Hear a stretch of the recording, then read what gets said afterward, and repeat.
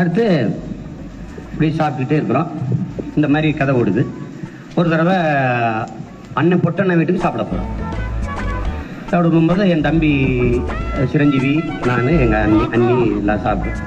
எங்கள் அண்ணி எனக்கு எடுத்து வைக்கும்போது இட்லி, தோசை, சாம்பார், சட்னி. இட்லியா பாட அப்படின்னு நான் சொல்கிறேன். உடனே எங்கள் அண்ணியும் எங்கள் அண்ணனும் சிரிக்கிறாங்க. பொட்டண்ணனும் எங்கள் அண்ணி.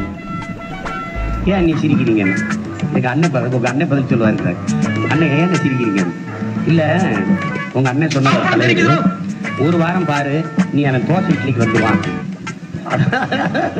தமிழகத்தின் நவீன கோமாளி இவர். மேடை ஏறி சிரித்தால் அதை கேட்கும் தம்பி எல்லாம் ஏமாளி. இந்த நூற்றாண்டின் மகத்தான போராளி பிரபாகரனை ஆமை சமைப்பவராய் அவமதிக்கும் இவரு தமிழகத்தின் RSS பிசிறு. ஒரு நாள் பெரியாரின் பேரன் என்பார், மறுநாள் என் முப்பாட்டன் முருகன் என்பார். திராவிடத்தால் வீழ்ந்தோ